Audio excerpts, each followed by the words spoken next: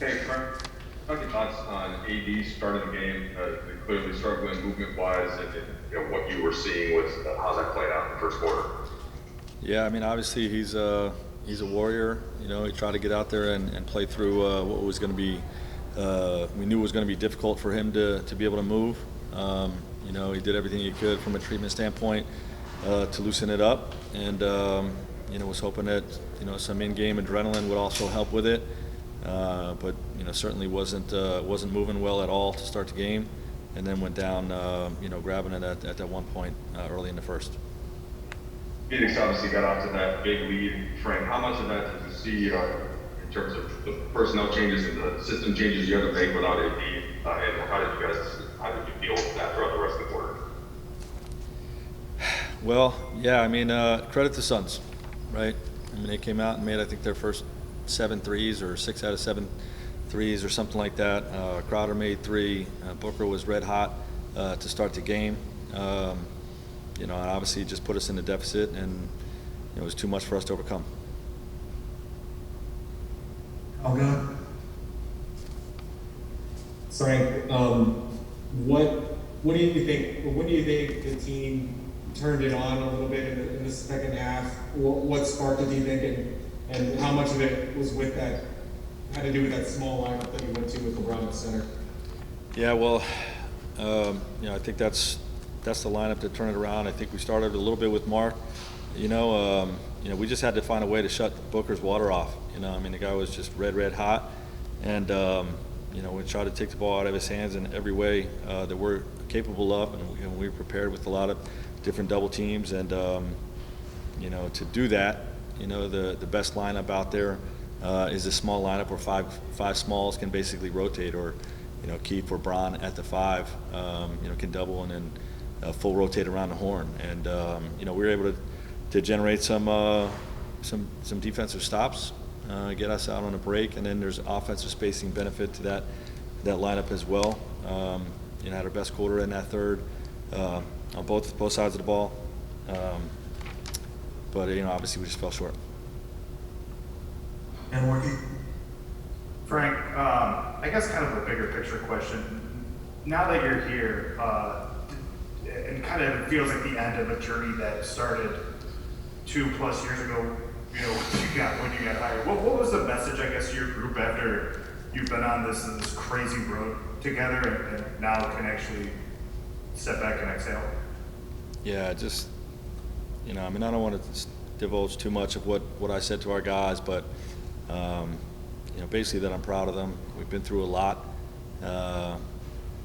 We had a lot to overcome, and, I was proud of them for fighting all the way to the end, and staying together throughout.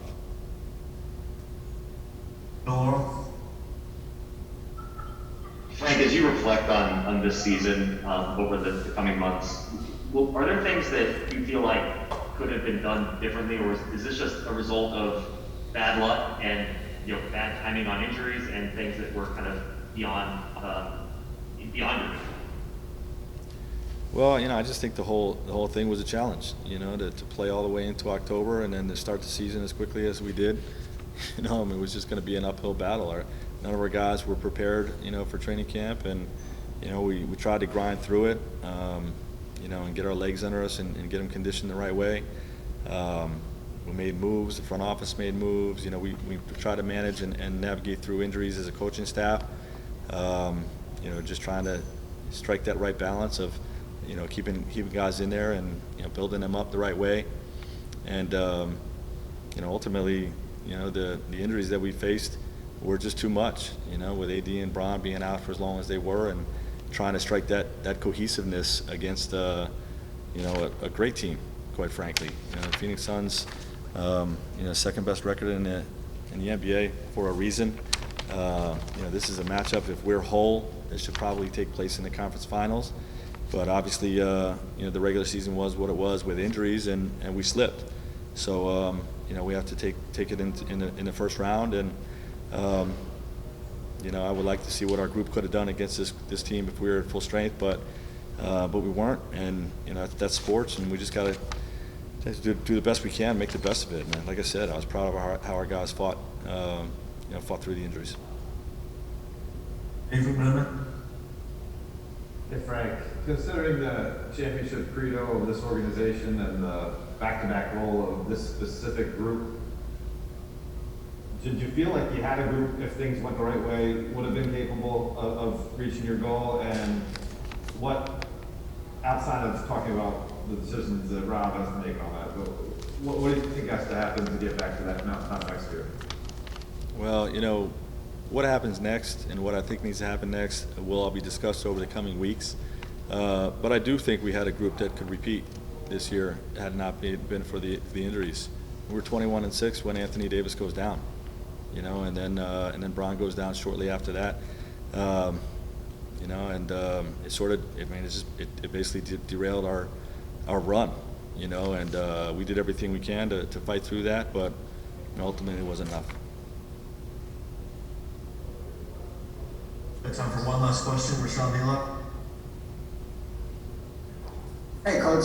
You kind of touched on it a little bit earlier, but is it kind of tough to wrap your head around just how quickly this series changed? And is that sort of like a culmination of just what this season has been like for you?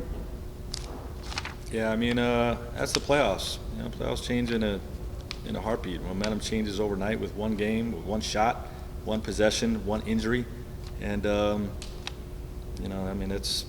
just the way the NBA playoffs are. But it's a disappointing feeling for sure. It's gut-wrenching. And, we'll get back to the drawing board. We'll take some time away and, turn our attention to next year.